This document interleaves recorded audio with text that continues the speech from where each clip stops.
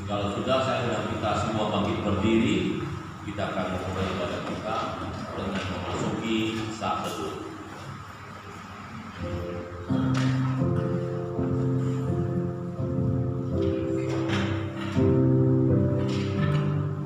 Bapak Ibu, saudara-saudariku, masuklah, marilah kita sujud menyembah, berlutut di hadapan Tuhan yang menjadikan kita, sebab Dialah Allah kita dan kitalah umat gembalannya dan kawanan domba tuntunan kami.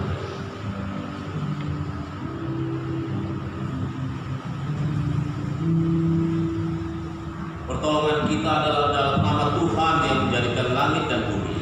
Kasih karunia dan damai sejahtera dari Allah Bapa kita dan dari Tuhan Yesus Kristus menyertai kamu. Mari kita memuji, terpujilah nama Yesus.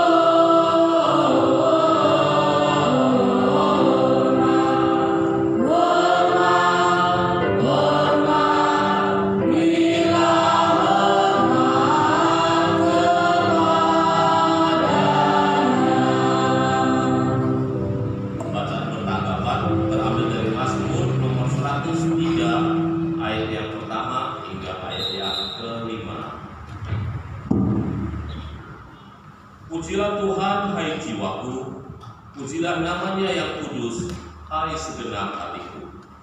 Pujilah Tuhan, hai jiwaku, dan janganlah lupakan segala kebaikan-Nya. Dia yang mengampuni segala kesalahanmu, yang menyembuhkan segala penyakitmu. Dia yang menebus hidupmu dari kematian, yang memelihara engkau dengan kasih setia dan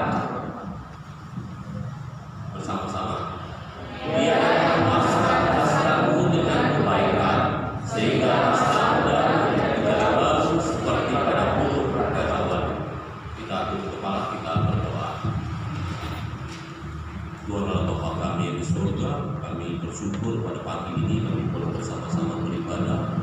Tuhan, kami mau beribadah dengan sungguh-sungguh pada Tuhan telah menembus hidup kami. Kami mau memuji dan memuliakan-Mu, kami mau mendengarkan firman-Mu. Biarlah hidup kami Tuhan pakai, biarlah hidup kami betul-betul bersandar hanya kepada Tuhan, sehingga setiap masalah yang kami temui di dalam hidup kami, tantangan untuk segala yang ingin kami capai, boleh kami lalui dan kami dapatkan karena Tuhan menyertai kami. Demikian juga dalam ibadah ini Tuhan, kami mohon berkat-Mu untuk menyertai kami sampai selesai nantinya. Terpujilah nama-Mu, dalam nama Yesus kami berdoa. Amin. Maka persilakan untuk duduk.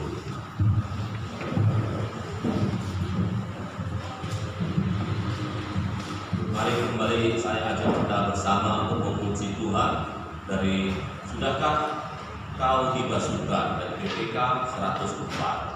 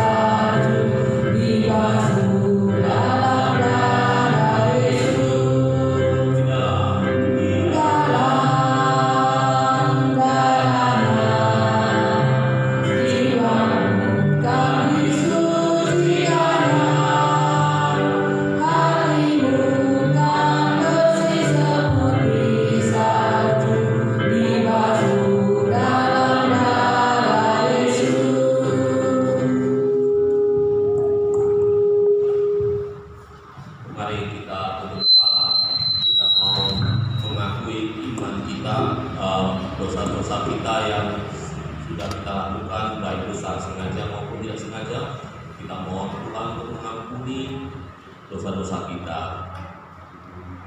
Mohon kesediaan Bapak Gatot yang memimpin kita dalam doa.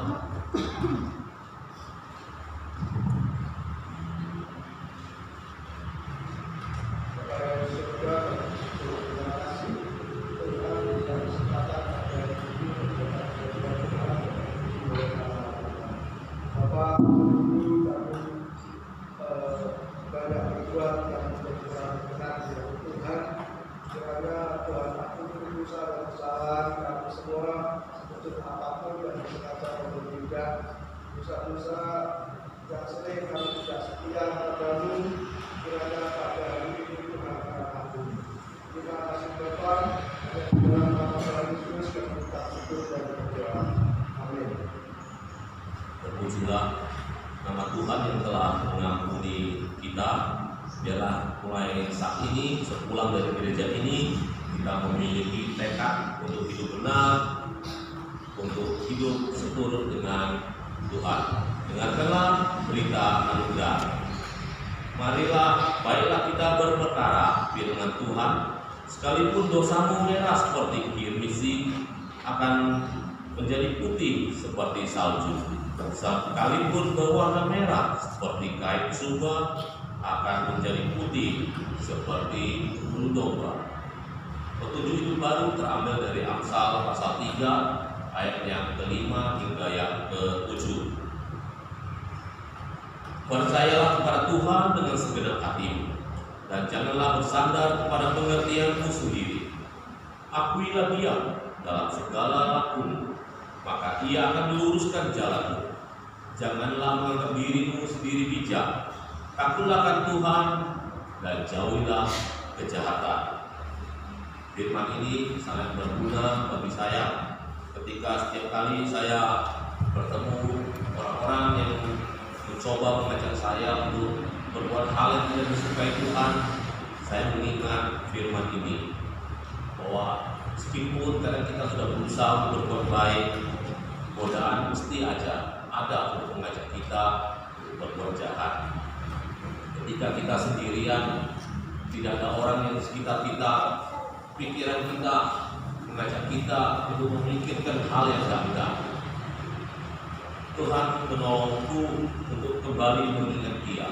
Setiap kali godaan itu datang, maka saya mengingat Tuhan telah menolong saya, Tuhan telah menebus saya, Tuhan menjadikan saya seorang Kristen dengan berkat-berkat yang begitu melimpah.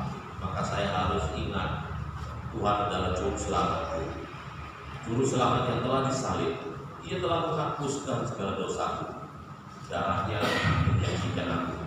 Maka aku harus memuliakan namanya. Kita bersama-sama menyanyikan lagu Muliakanlah Namanya.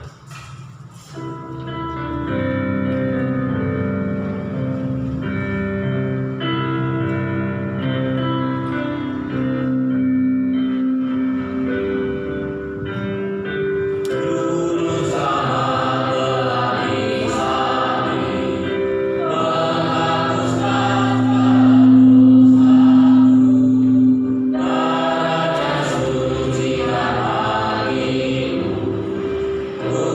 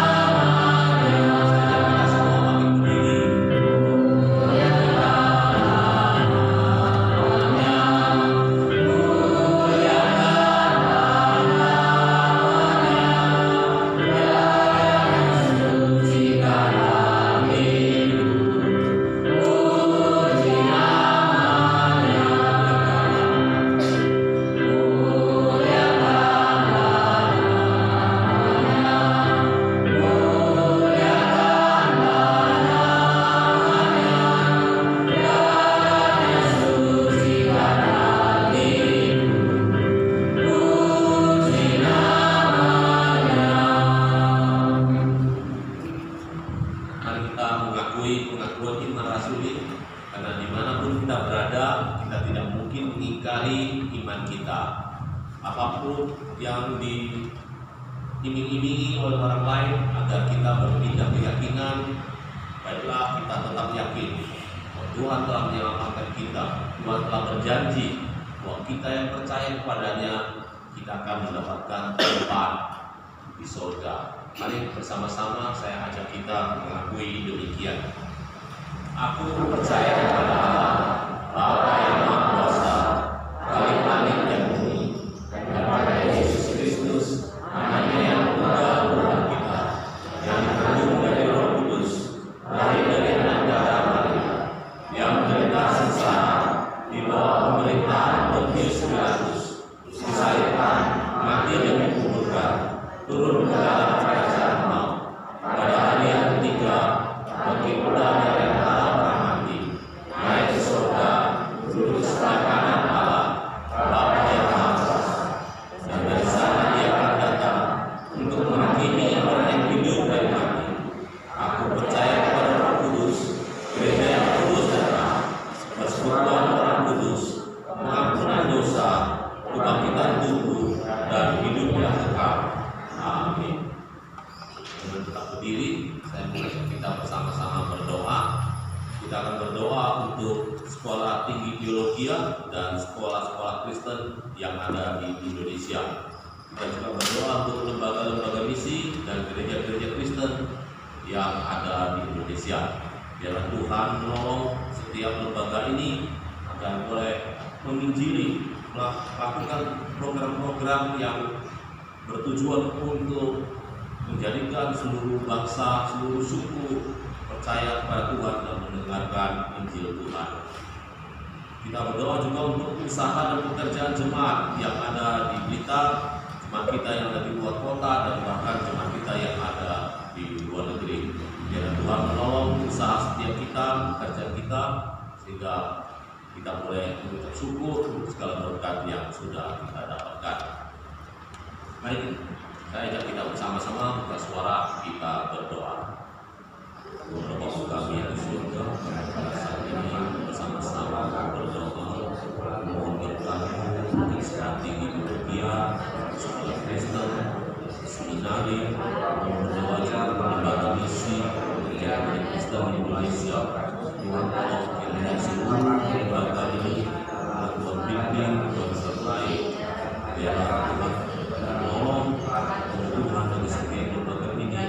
Tuhan kiranya sesuatu Tuhan yang bekerja, setiap Tuhan yang melayani, dan Tuhan organisasi Tuhan misionaris, Tuhan cukupkan. Dan dari Bapak, para hamba Tuhan, majelis, pengurus, oleh bersama-sama dan donatur mewujudkan keinjilan seluruh hidup di pelosok dan dimanapun berada, di kota besar, di kota kecil. Tuhan tolong sertai Bapak, mohon kasih sayang untuk seluruh lembaga yang diizinkan di seluruh Indonesia. Kami berdoa Bapak untuk usaha dan pekerjaan seluruh jemaat gereja hidup. Tuhan tolong berikan setiap kami yang bekerja kepada orang, kami yang berusaha sendiri. Tuhan tolong bantu, biarlah pekerjaan kami, usaha kami boleh kami lakukan dengan sebaik-baiknya, seperti kami lakukan untuk memuliakan Tuhan, bukan hanya untuk menyenangkan manusia saja. Tuhan tolong bagi kami bekerja sebaik-baiknya. Saudara-saudara kami yang ada di luar kota dan di luar negeri juga, Tuhan tolong bantu mereka untuk bekerja dengan sebaik-baiknya. Kami semua mohon berkat kepadamu, kiranya Tuhan menyertai, menolong setiap kami dan menjawab doa kami sesuai seluruh dengan kehendak-Mu. Terpujilah nama-Mu ya Tuhan, dalam nama Yesus kami berdoa. Amin. Jemaat saya persilakan dulu. Kita akan mendengarkan persembahan pujian dari Komisi Sekolah Minggu. Saya persilakan.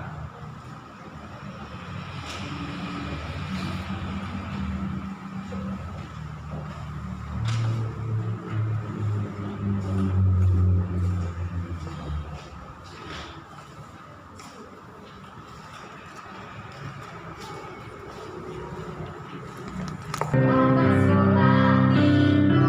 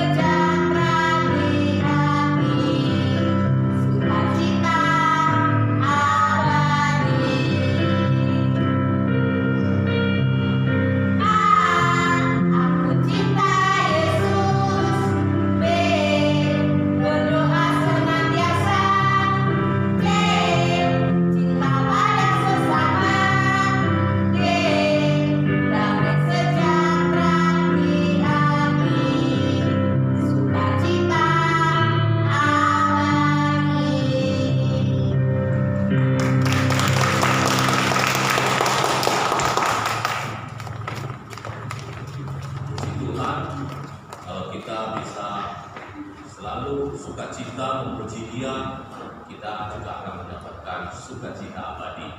Amin. Kita akan mendengarkan firman Tuhan. Mari, yang tertindas dosa, Tuhan memberi ampunan. Sungguh Tuhan beri kelepasan. Percayalah pada firman-Nya.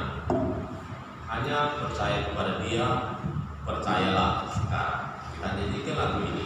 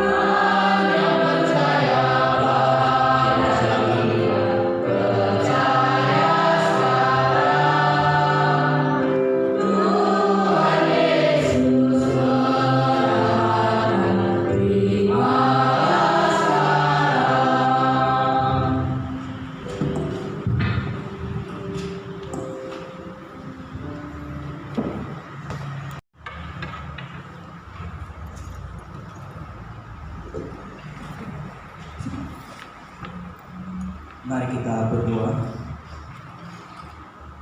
Tuhan Yesus yang baik, kami bersyukur kalau pada pagi hari ini Tuhan izinkan kami seluruh jemaat-Mu GKRI Roh Hidup dapat hadir berkumpul bersama-sama di rumah-Mu yang kudus di tempat ini. Tuhan, Engkau tahu setiap hati kami, kerinduan hati setiap kami, mau memuji memuliakan nama Tuhan, mau mendengarkan kebenaran firman-Mu. Kiranya Tuhan tolong setiap kami di dalam keterbatasan kami, di dalam memahami kebenaran firman-Mu. Kami mohon Roh Kudus-Mu memimpin setiap kami, membuka hati kami, mengaruniakan kami hikmat di dalam memahami firman-Mu, sehingga firman-Mu yang akan kami pelajari secara bersama-sama tidak hanya lewat begitu saja, tetapi kami rindu firman-Mu menerangi hati setiap kami, sehingga kami dapat mengerti apa yang Tuhan mau di dalam hidup kami, di dalam setiap langkah hidup kami setiap hari. Berkati kami ya Tuhan. Kami mohon Roh Kudus-Mu sekali lagi agar Engkau bertata di dalam hati kami, sehingga firman itu hidup di dalam hati kami. Berkati juga hamba-Mu yang terbatas dalam berkata-kata, di dalam menyampaikan firman ini. Pakai lidah bibir hamba-Mu ya Tuhan, supaya hamba-Mu dapat menyampaikan firman ini sesuai seturut dengan kehendak-Mu. Kami serahkan waktu pemberitaan firman ini dari awal pertengahan hingga akhirnya, biar nama Tuhan dipuji dimuliakan di dalamnya. Berkati setiap kami ya Tuhan. Berbicaralah Tuhan kepada setiap kami, karena kami anak-anak-Mu sudah siap mendengarkan sabda-Mu. Di dalam nama Tuhan Yesus, Juru Selamat kami yang hidup, kami telah berdoa dan mengucap syukur. Amin. Salam, selamat pagi Bapak Ibu. Bagaimana kabarnya? Bersyukur kita sudah ada di bulan yang kedua di tahun 2024. Tidak terasa Bapak Ibu ya, kita sudah melewati 1 bulan di dalam tahun 2024. Sebagai ucapan syukur kita bisa datang di tempat ini, kita bisa mengucap nama Tuhan, dan saat ini kita mau belajar firman Tuhan. Mari Bapak Ibu, saya mengajak setiap kita membuka Alkitab kita. Tentu karena minggu lalu sudah diingatkan sama Evangelis Tio, masih sudah bawa Alkitab cetak atau masih belum ya? Mari kita membuka Alkitab kita di dalam Matius pasal 6 ayatnya yang ke-25 hingga ayatnya yang ke-34. Sekali lagi Matius pasal 6 ayat 25 hingga ayatnya yang ke-34. Sudah ditemukan Bapak Ibu?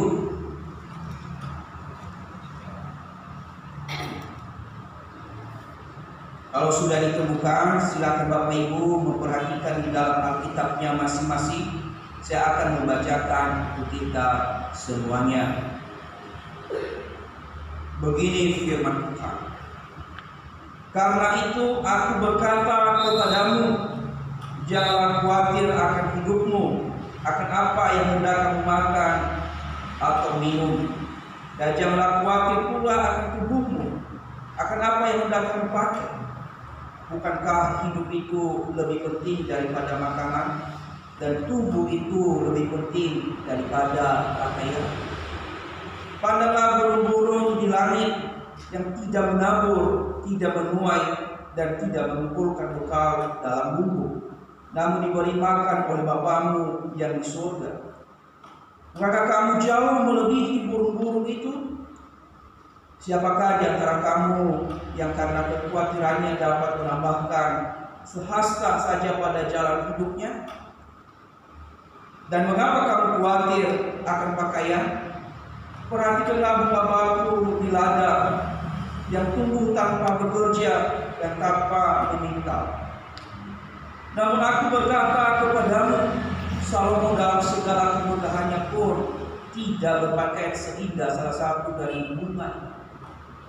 Jadi jika demikian Allah mendandani rumput di ladang yang hari ini ada dan besok dibuang ke dalam api, tidakkah Ia akan terlebih lagi mendandani kamu, hai orang-orang yang kurang percaya?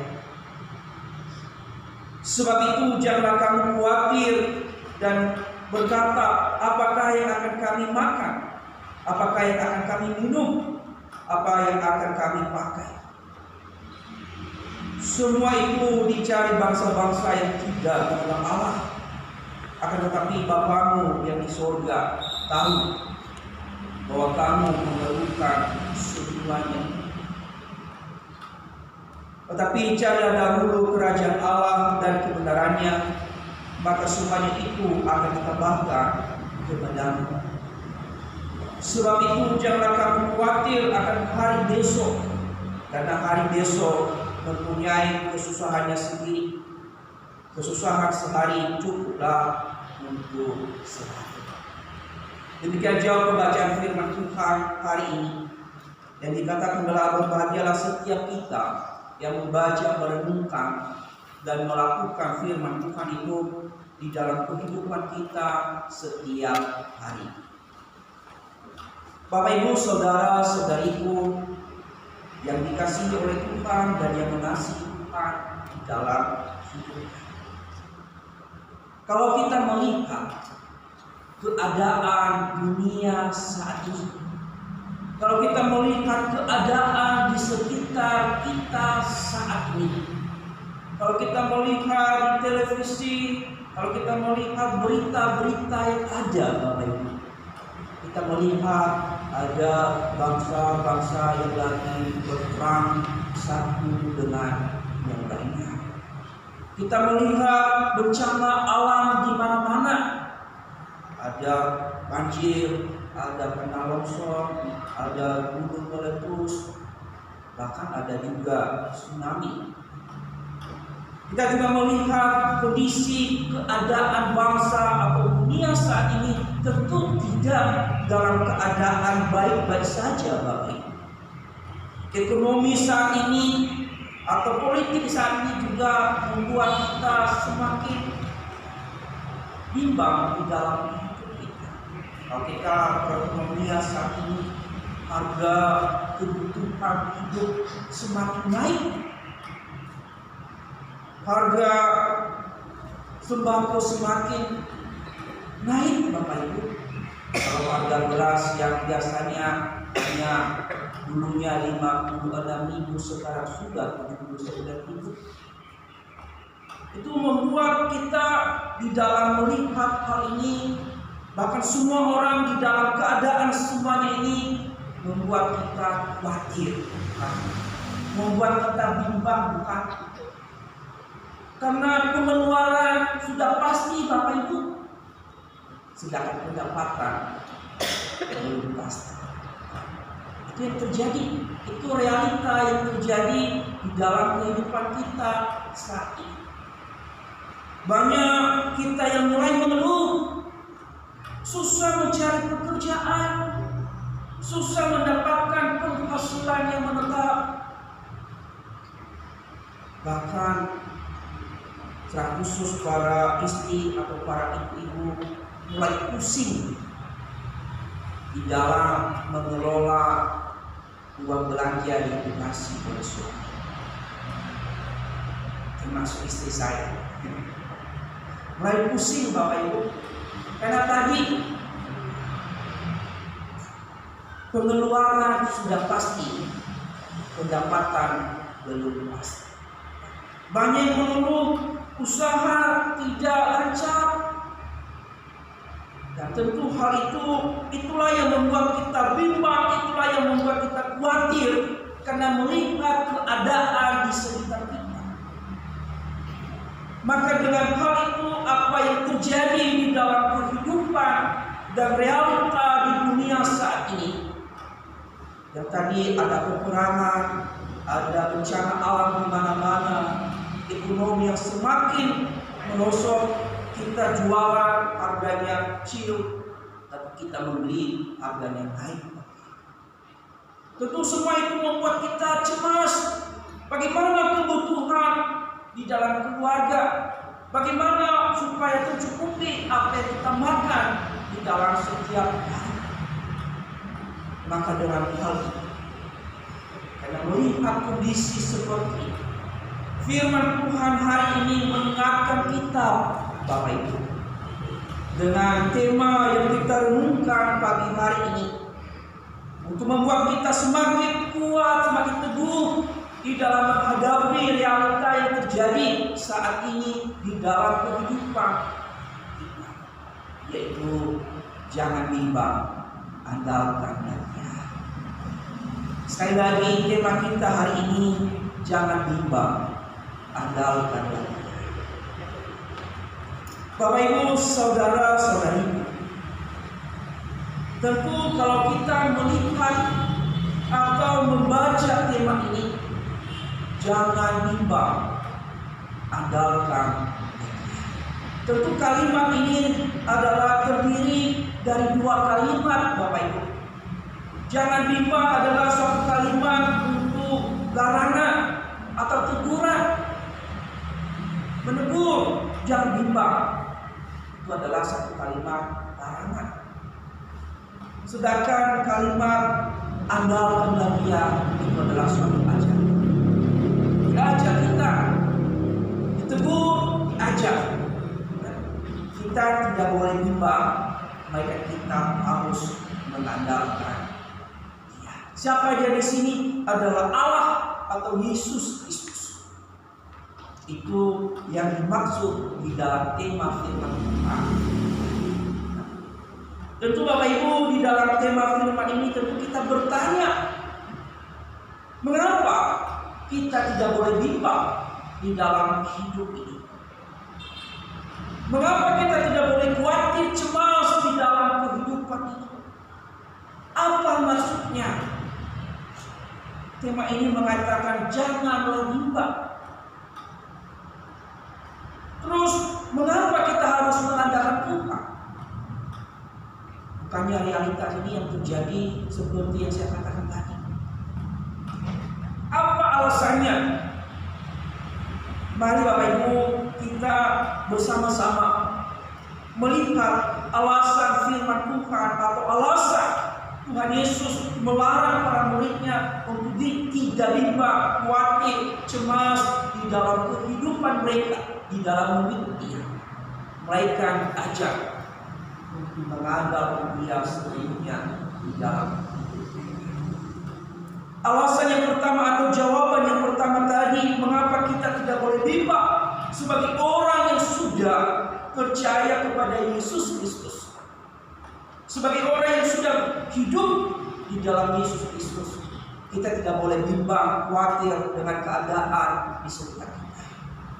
Alasannya yaitu yang pertama Bapak Ibu, alasan mengapa kita tidak boleh bimbang, khawatir di dalam melihat keadaan situasi yang ada di sekitar kita adalah supaya kita tidak melupakan Tuhan atau membenci Tuhan. Itu alasan yang pertama. Mengapa kita tidak boleh bimbang? Mengapa kita tidak boleh khawatir, cemas dalam hidup ini? Supaya kita tidak melupakan Tuhan dan membenci. Perhatikan di dalam ayatnya, khususnya di dalam ayatnya yang ke-25, dan nanti ada sambungannya di dalam ayat 19, 21 dan 24. Karena di dalam ayat 25 begini firman Tuhannya.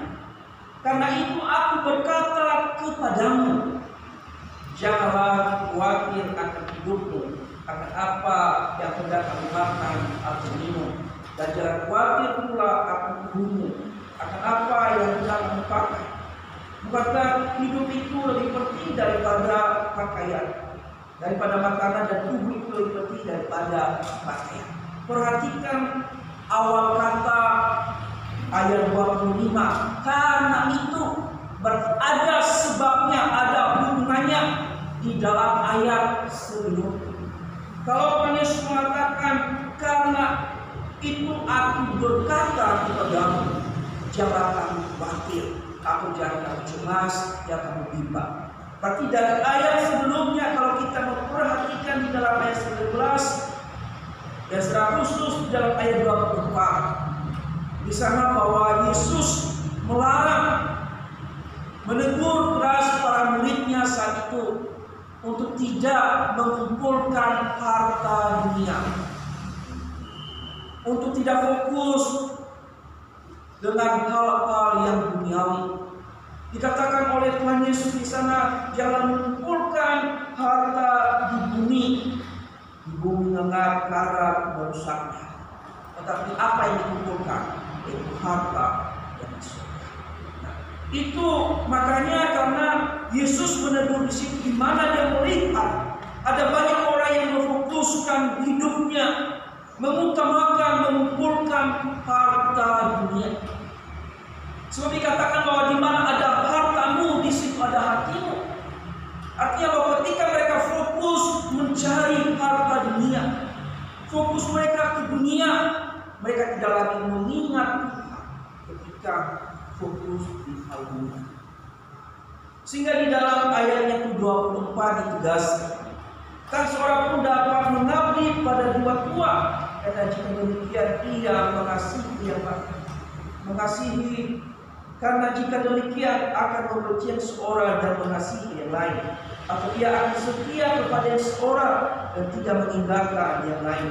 Kamu tidak dapat mengabdi kepada Allah dan kepada Mammon. Nah, jadi Bapak Ibu, mengapa kita tidak boleh khawatir?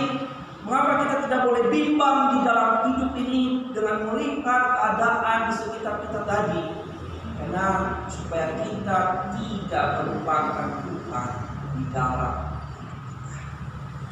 Tuhan Yesus melarang para muridnya agar tidak bimbang, agar tidak khawatir, supaya mereka benar-benar memfokuskan hidup mereka kepada Yesus saja.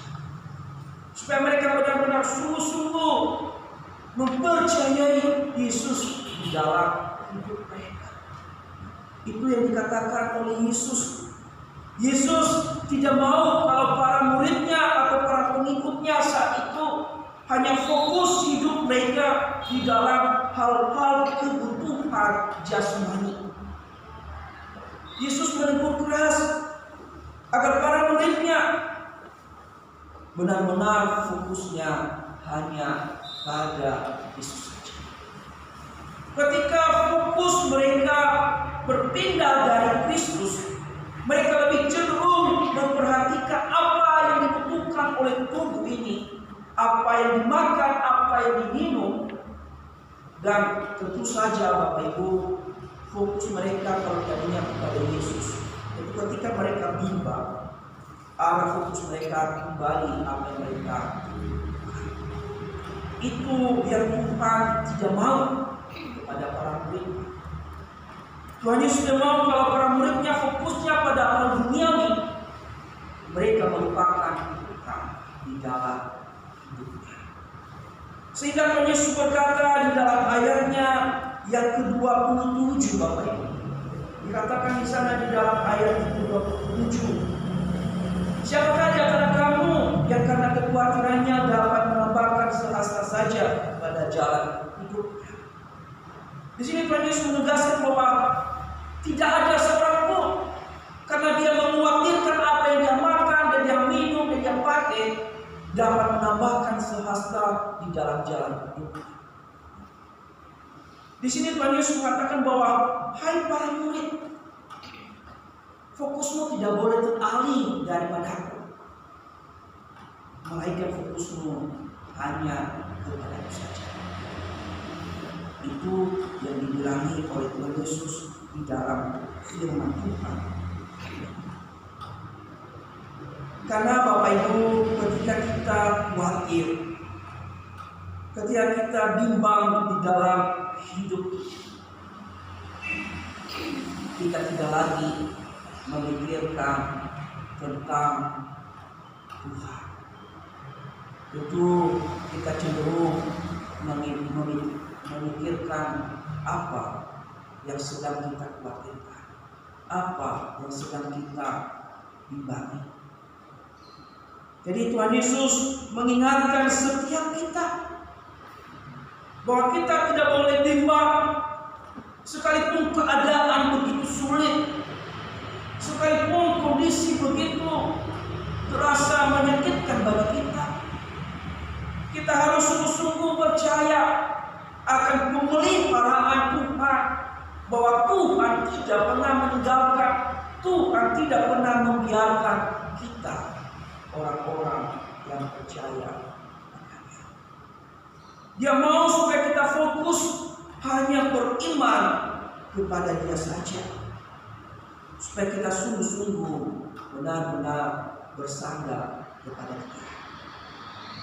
Bapak Ibu, saudara-saudari, mengapa kita tidak boleh bimbang? Karena kebimbangan, kekhawatiran, kecemasan mematikan iman kita. Kebimbangan, kekhawatiran di dalam hidup ini dan kecemasan akan hal-hal apa yang akan kita makan kita minum, itu mematikan iman kita. Salah satu contoh yang bisa kita lihat di dalam Alkitab, Bapak Ibu. Mungkin Bapak Ibu tahu tentang Petrus, tahu ya, atau pernah baca tentang Petrus. Siapa Petrus? Dia adalah seorang murid Tuhan Yesus. Di mana kebimbangan Petrus? Kalau kita membaca Bapak Ibu di dalam Matius pasal 14 ayat 27 dan 31. Ketika Tuhan Yesus setelah memberikan makan 5.000 orang, lalu Tuhan Yesus menyuruh para muridnya untuk lebih dahulu menyeberang di sungai atau di danau saat itu. Tuhan Yesus berdoa seorang diri. Dikatakan ketika sudah jam 3 pagi, Yesus mengejar para muridnya berjalan di atas air. Ketika para murid melihat bahwa Yesus berjalan di atas air saat itu, mereka takut. Tetapi Tuhan Yesus berkata, jangan takut, akulah ini. Tapi ketika mereka melihat Petrus berkata, jikalau engkau itu adalah guru, saya mau juga berjalan di atas air. Tuhan Yesus berkata, silakan Petrus. Petrus pelan-pelan dia berjalan di atas air. Tapi ketika ada angin sepoi-sepoi, mulai membuat Petrus bimbang, lalu dia. Di sini kita melihat bahwa ketika kebimbangan mengalihkan fokus kita, sehingga kita dengan iman tadi sungguh-sungguh percaya bahwa kita bisa berjalan di atas air, maka kita tenggelam ketika kita ada. Itu Petrus. Kalau kita baca Bapak Ibu di dalam Matius 14 ayat 27 dan sampai 31. Di sana dikatakan bahwa tetapi segera Yesus berkata kepada mereka, tenanglah, aku ini jangan takut. Lalu Petrus berseru dan menjawab dia, Tuhan, apabila engkau itu suruh aku datang kepadamu berjalan di atas air. Kata Yesus, datanglah. Maka Petrus turun dari perahu dan berjalan di atas air mendapati Yesus. Tapi ketika dirasanya tiupan angin, takut ia dan mulai tenggelam dan berteriak, Tuhan, tolonglah aku. Segera Yesus mengulurkan tangannya memegang dia dan berkata, hai orang yang kurang percaya, mengapa engkau bimbang? Jadi Bapak Ibu, Petrus bisa tenggelam karena kebimbangan. Seharusnya Petrus tahu bahwa Yesus sedang berjalan di atas air saat itu. Bahkan sebelumnya dia menyaksikan mukjizat Tuhan. Dia memberikan makan 5.000 orang. Tetapi di awal Petrus ketika Tuhan Yesus berkata, datanglah, iman Petrus masih ada Bapak Ibu.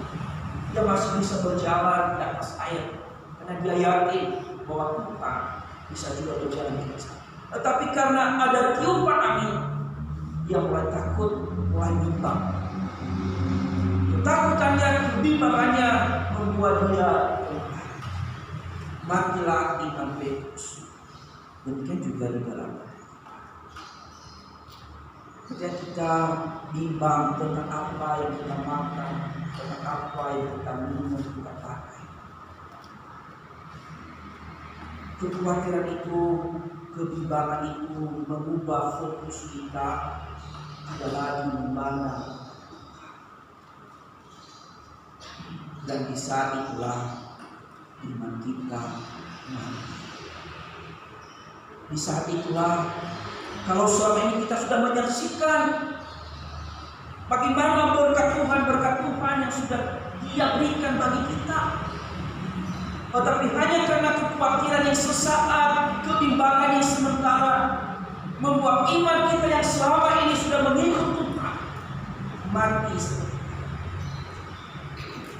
Membuat kita tidak lagi mengingat Tuhan bagaimana penyertaannya selama hidup kita. Hanya dalam sekejap detik dan kita khawatirkan dalam. Maka dalam hal itu Bapak Ibu, hari ini kita diajarkan bahwa kita tidak boleh bimbang di dalam hidup ini. Kita tidak boleh khawatir. Kita harus percaya bahwa Tuhan senantiasa memelihara, mencukupkan, memberikan segala sesuatu yang kita butuhkan. Jadi Bapak Ibu, hari ini kita ingatkan bahwa sekalipun mungkin ekonomi saat ini usaha tidak lancar, kebutuhan hidup kita setiap hari itu begitu sulit untuk mendapatkan. Tetapi percayalah, Tuhan sanggup. Yang kita mengkhawatirkan hal-hal yang masih jauh. Tuhan katakan di dalam ayat yang ke-34, sebab itu janganlah kamu khawatir akan hari besok, karena hari besok mempunyai kesusahannya sendiri. Kesusahan sehari cukuplah untuk sehari. Jadi Bapak Ibu, janganlah kita bimbang. Mungkin kebimbangan kita banyak hal. Mungkin khawatir tidak bisa diterima di kampus yang kita inginkan. Khawatir kita tidak bisa melanjutkan dunia karena ekonomi kita pas-pasan. Khawatir akan masa tua kita ke depan. Khawatir siapa yang mengurus saya ketika saya sudah tua. Khawatir bagaimana ketika saya sudah tua tidak ada lagi tabungan di dalamnya. Apa yang saya makan, saya minum. Dikatakan oleh Tuhan Yesus, apa yang kami khawatirkan itu tidak jauh bedanya dengan bangsa-bangsa yang tidak mengenal Tuhan. Kalau engkau khawatirkan semuanya itu tidak ada bedanya dengan orang yang tidak mengenal Tuhan. Makanya Bapak Ibu, kita diingatkan sebagai orang percaya, sebagai orang yang sudah hidup di dalam Kristus, kita tidak boleh bimbang apapun yang terjadi di dalam hidup kita. Karena kebimbangan membuat kita melupakan Tuhan, membuat kita membenci Tuhan di dalam hidup kita ketika ada kekhawatiran. Maka dengan hal itu, marilah kita jangan khawatir, jangan bimbang, jangan cemas, karena kecemasan mematikan iman kita. Mari kita belajar dari Petrus. Jangan sama seperti Petrus yang dia sudah lama mengenal Tuhan, tetapi karena dia bimbang, dia mengalami imannya mati dan tenggelam. Jadi poin yang pertama, kita tidak boleh bimbang supaya kita tidak melupakan Tuhan di dalam. Poin yang kedua Bapak Ibu, di dalam tema kita hari ini, jangan bimbang, andalkan Dia. Mengapa kita harus mengandalkan Tuhan? Mengapa kita harus mengandalkan Yesus di dalam hidup kita? Alasannya yaitu karena Tuhan adalah sumber segala sesuatu dan tahu apa yang kita butuhkan. Sekali lagi, alasan mengapa kita mengandalkan Tuhan yaitu karena Tuhan adalah sumber segala sesuatu dan tahu apa yang kita butuhkan. Perhatikan di dalam ayat yang ke-32b, Bapak Ibu. Saya akan bacakan buat kita, atau ada yang berlawan bacakan ayat 32. Kita tolong mohon suaranya keras.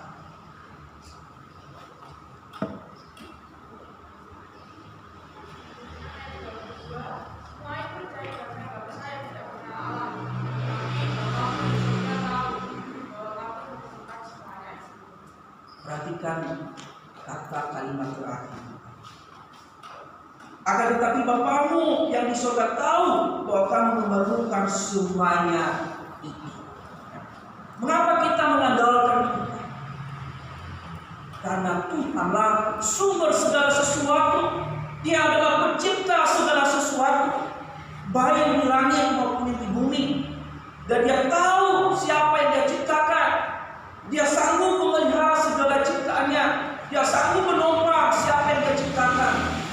Maka dalam hal itu Dia juga tahu apa yang dibutuhkan oleh ciptaannya. Itulah alasan mengapa kita sebagai orang beriman Allah mengandalkan Tuhan, mengandalkan Dia di dalam kita menjalani hidup dunia. Karena Dia adalah pencipta segala sesuatu. Dialah sumber segala sesuatu. Apa yang kau khawatirkan, apa yang kau imbangi, itu dari Tuhan. Itu yang dikatakan Yesus kepada para muridnya. Maka Yesus mengajak para muridnya. Dia meyakinkan bahwa Yesus sanggup memelihara kebutuhan mereka, memelihara kehidupan mereka, ketika mereka sungguh-sungguh memberi diri untuk mengikut Dia saja. Tuhan Yesus memberikan contoh bagaimana Dia memelihara ciptaannya yang tidak bekerja tetapi Tuhan pelihara, yang tidak menabur tapi Tuhan pelihara. Contoh yang dikasih Tuhan Yesus kepada para muridnya yaitu burung dan juga bunga di ladang. Dikatakan burung tidak menabur, tidak juga menuai, tidak juga mengumpulkan untuk kebutuhannya, tetapi Tuhan pelihara. Tuhan pelihara, karena Tuhan tahu apa yang dibutuhkan oleh ciptaannya, apa yang dibutuhkan oleh orang-orang yang percaya kepadanya. Kalau burung diumpamakan sebagai karena membutuhkan makanan, dikatakan burung di langit tidak bekerja, dalam arti tidak menanam, tidak menuai, tidak juga seperti manusia yang menabur supaya kebutuhan besok. Tetapi dikatakan Tuhan pelihara. Dia berikan makanan, Dia berikan minuman. Tetapi burung tetap bekerja. Dia melimpahkan sayapnya. Dia juga harus mematok buah yang ada. Di sini Tuhan memelihara. Ketika juga dikatakan khawatir akan pakaian, Dia memberikan contoh bunga batu di ladang dibandingkan dengan kemewahan Salomo. Bunga batu di ladang dan oleh Tuhan begitu indah. Tidak seindah dengan kemewahan yang dipakai baju oleh Salomo. Dikatakan oleh Tuhan Yesus pada kali ini, jangan kamu khawatir tentang pakaian. Tetapi ada yang perlu harus engkau khawatirkan. Jangan hanya mengkhawatirkan masalah jasmani, tetapi harus engkau khawatirkan adalah masalah rohani. Kebanyakan kita hanya memikirkan kebutuhan jasmani, tetapi kita tidak memikirkan kebutuhan rohani. Kita tidak memikirkan kebutuhan rohani. Jadi di sini Tuhan Yesus berkata kepada para murid, jangan khawatir, andalkanlah Dia, andalkanlah saya, andalkanlah Tuhan di dalam segala hal yang kita butuhkan. Karena Dia adalah sumbernya. Karena Dia adalah tahu apa yang engkau butuhkan. Sungguh-sungguh percayakan hidup kita. Sungguh-sungguh andalkanlah Dia di dalam hidup kita. Jangan memikirkan yang hanya jasmani saja, tetapi pikirkanlah kebutuhan rohani. Sehingga dikatakan di dalam ayatnya ke-33, Bapak Ibu. Dikatakan di sana, carilah dahulu kerajaan Allah dan semuanya itu akan ditambahkan. Kalau itu yang diutamakan di dalam hidup kita, itu yang Tuhan Yesus mau di dalam kehidupan para muridnya. Jangan hanya cuma khawatir, bimbang tentang makanan di rumah, tapi Tuhan mau utamakan itu. Tuhan akan memberikan semua itu. Karena Dia adalah sumbernya. Jadi Dia juga tahu apa yang kau sudah butuhkan. Tuhan tidak mau kita sebagai orang yang percaya kepadanya hanya percaya sesaat. Kita tidak percaya dengan sungguh-sungguh. Tuhan tidak mau seperti itu, Bapak. Tuhan mau kita sungguh-sungguh mengandalkan Dia, baik dalam keadaan susah maupun dalam keadaan senang. Kita harus sungguh-sungguh benar-benar mengakui bahwa Yesus sanggup memelihara hidupku dan hidup Bapak. Ada satu kisah nyata Bapak Ibu, mungkin Bapak Ibu pernah mendengar tentang cerita ini. Ada seorang anak kecil yang percaya sungguh-sungguh dengan seorang akrobat. Seorang akrobat ini yang bernama Charles Bordy. Charles Bordy ini adalah hendak melakukan penyeberangan dengan sekitar tali dari ujung ke ujung di atas air terjun di sebuah air terjun saat ini. Jadi dia di ujung air terjun itu dia sekitar tali dan ketika jatuh pasti akan mati. Pada saat itu si Charles Bordy ini dia mempertontonkan kehebatannya kepada para penonton. Dia bertanya kepada para penonton, percayalah kalian bahwa saya bisa melewati seuntar tali ini dari ujung ini sampai ujung sana. Para penonton terdiam. Karena dalam hati mereka tidak percaya. Karena mereka terdiam, si Bordy mulai berjalan di atas tali sampai ke ujung. Penonton masih terdiam. Bordy lagi mengulang kembali kedua kalinya. Kembali ketiga kalinya. Baru para penonton terpaham.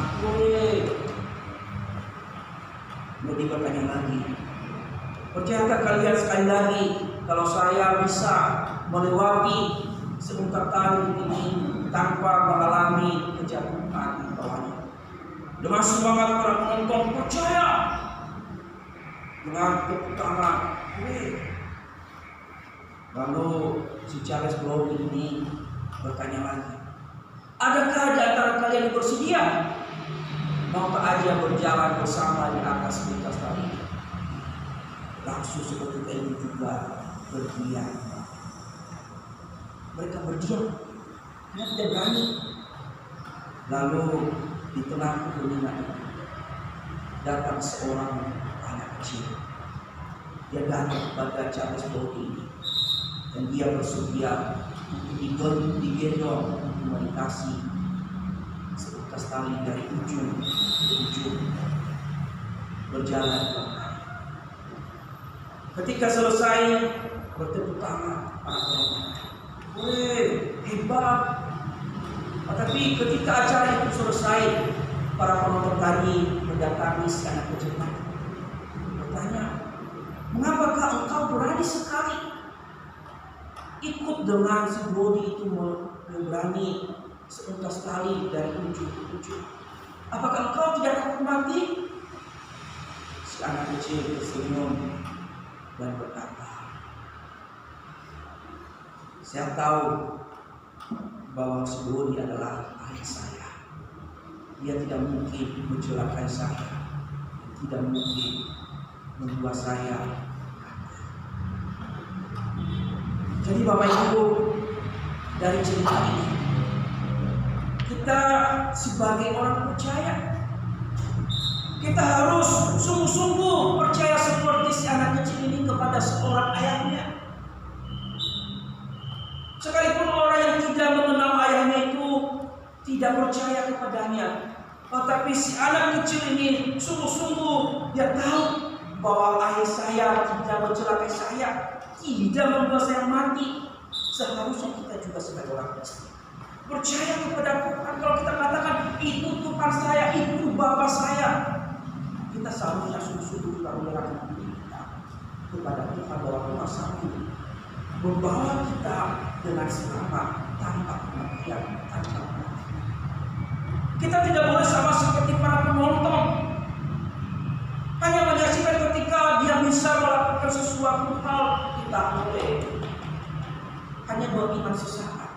Tetapi ketika Tuhan mau mengajak kita, ayo bersama dengan aku melewati hal-hal yang susah, hal-hal yang sulit, iman kita jauh seperti Tuhan tidak mau seperti kita mau seperti seorang anak kecil ini.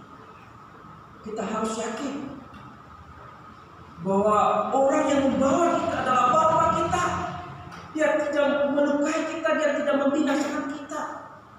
Kalau kita juga orang percaya mengaku Yesus adalah Tuhan saya, Bapa saya, kita juga harus sungguh bahwa dia tidak membuat kita mati, dia tidak membuat kita celaka. Dia sanggup memelihara.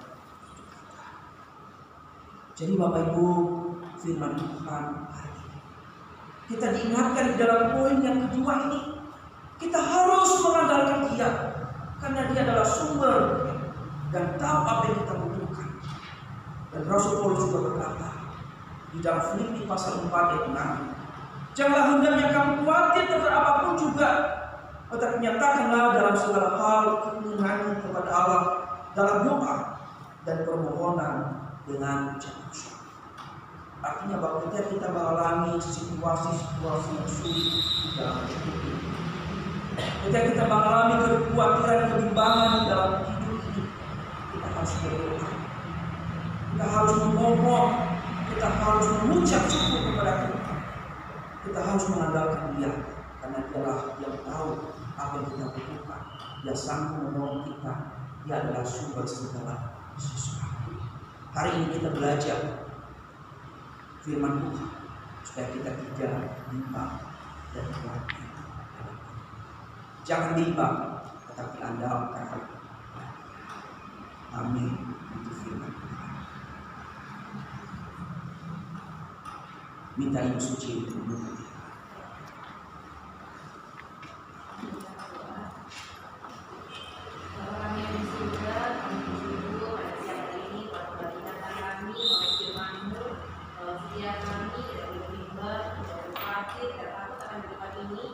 Biarlah setiap kami berhubungan dengan Engkau dalam segala situasi dan kondisi yang kami hadapi. Ampuni kami Bapa, dalam selama ini kami tidak mengandalkan Engkau. Seringkali kami lupa, kami tidak lupa dengan kami dan berikan sendiri. Kami mengandalkan kekuatan kami mengandalkan kepandaian kami mengandalkan kelebihan kami, dan kami lupa bahwa Tuhan adalah di atas segala-galanya. Kiranya dari Tuhan kembali mengingatkan mengingatkan kami bahwa mulut kami tidak menabur dan Tuhan tidak begitu luar biasa. Biar setiap kami juga Tuhan tidak dengan kasih-Mu, dengan penyertaan-Mu dan pemeliharaan-Mu. Kami juga mengingat Tuhan bahwa Tuhan juga mendanani dan kata Tuhan memelihara jumlah batu badan ketika mereka tidak meminta belum biasa berpindah ke persiapannya anak-anakmu.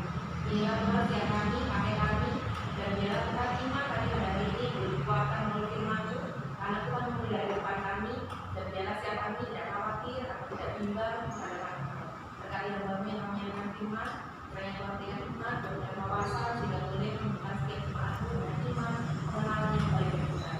Terima kasih Bapa, di dalam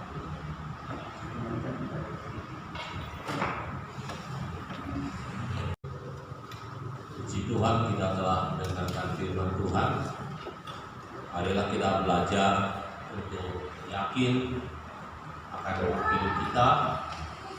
Percayalah kepada Tuhan senantiasa, ya. Jangan seperti Rasul Petrus yang sudah berulang kali melihat mukjizat Tuhan, tapi gampang untuk berubah keyakinan. Ya. Petrus mulai dari awal adalah nelayan, ditunjukkan oleh Tuhan kalau dia tidak bisa menangkap ikan, Tuhan tunjukkan di mana dia bisa menangkap ikan. Ketika dia sudah menjadi rasul, kemanapun dia pergi, dia bisa melihat Tuhan menyembuhkan banyak orang. Dan ketika Tuhan juga mengutus Petrus untuk pergi mengabarkan Injil, Petrus pun bisa membuat mukjizat, bisa mengusir setan, menyembuhkan orang. Tapi ketika Petrus harus berjalan di atas air, Petrus bisa merasakan mukjizat, dia bisa berjalan di atas air. Cuma hanya sebentar, ya. Petrus gampang khawatir, gampang bimbang. Kita di dalam hidup kita juga sudah sering mendapatkan mukjizat. Berapa kali kita sembuh dari sakit, berapa kali kita kekurangan uang terus ditolong, berapa kali kita mendapatkan bantuan nasihat dari orang-orang teman-teman kita. Itu adalah mukjizat di sekeliling kita. Berapa kali ketika kita harus pergi suatu tempat, kita mendapat halangan dan cuaca ketika saat kita nekat mau berangkat, cuaca menjadi terang, kita bisa pergi dengan tenang. Itu semua mujizat yang kita dapatkan.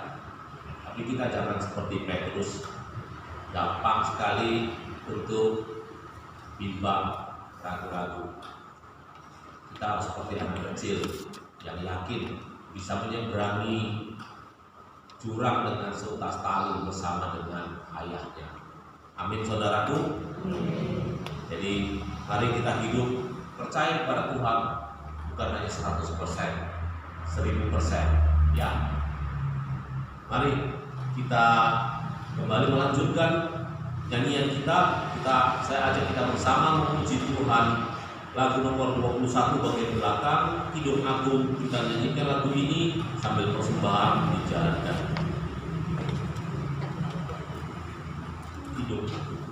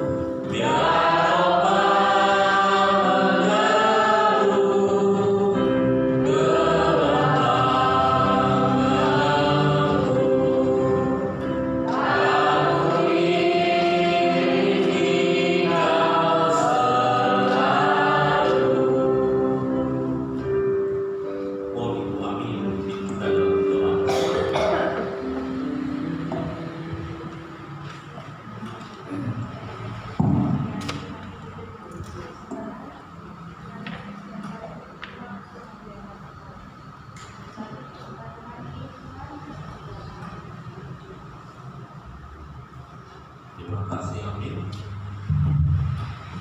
Saya akan membacakan warta buat setiap kita.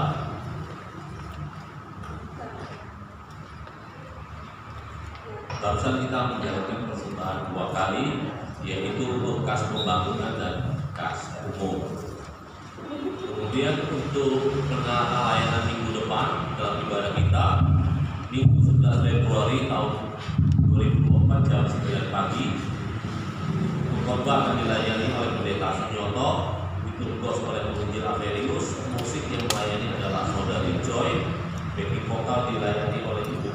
dan Saudari Alia. Yang menjadi kolektor adalah Bapak Gatot dan Ibu Susanti. Yang menyambut tamu adalah Saudara Stephen dan Saudari Frili. Kemudian ibadah sekolah minggu akan dilaksanakan setelah ibadah ini selesai. Kemudian pada hari Rabu ada persekutuan atau ibadah wanita pejuang iman pada jam 5 sore bertempat di Jalan Ciliwung nomor 62. Yang melayani renungan adalah Ibu Suci, liturgos dilayani oleh Ibu Sio, dan musik dilayani oleh penginjil Ave. Seluruh kaum wanita diundang untuk hadir beribadah bersama. Kemudian untuk ibadah pemuda remaja dilakukan pada hari Sabtu tanggal 10 jam 5 sore bertempat di Jalan Cokro Aminoto nomor 160A. Yang melayani renungan adalah penginjil Avelius, liturgos Saudari Nona, dan yang menjadi pemain musik adalah Saudara Alan. Seluruh jemaat ingin mengucapkan selamat ulang tahun kepada Bapak Purwantoro dan Ibu Christine Lutarwati. Apakah jemaat kita hadir? Silakan bagi berdiri.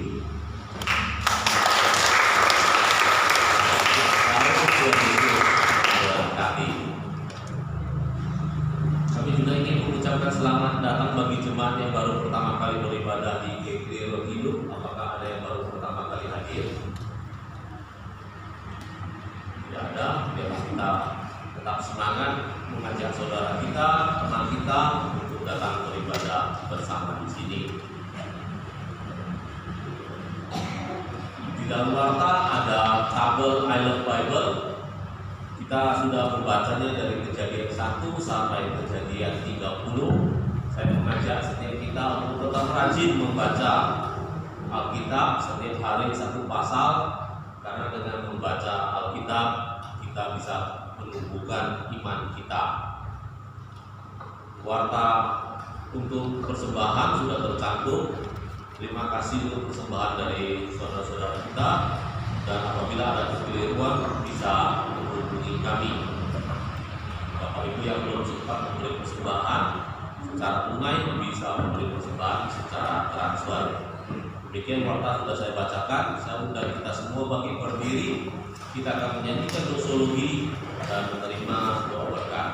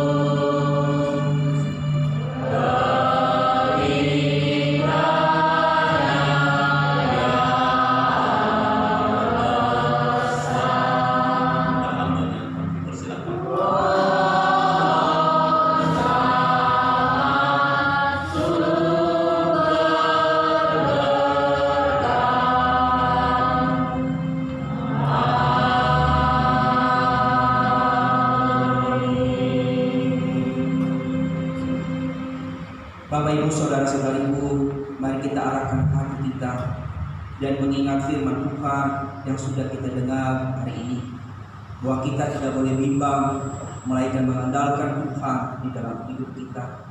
Karena ketika kita bimbang, kita bisa melupakan Tuhan di dalam hidup kita.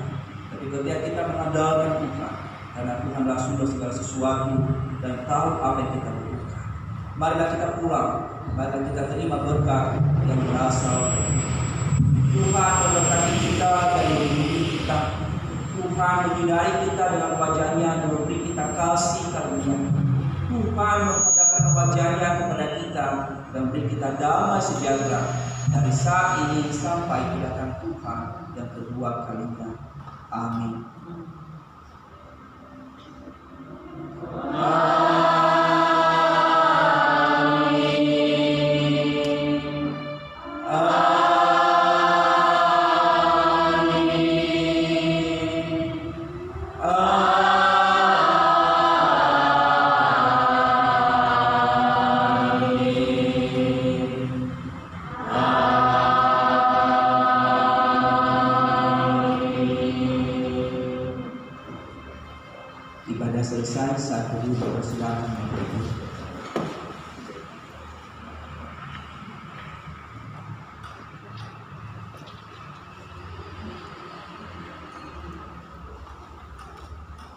Saat itu selesai, apakah ada pengumuman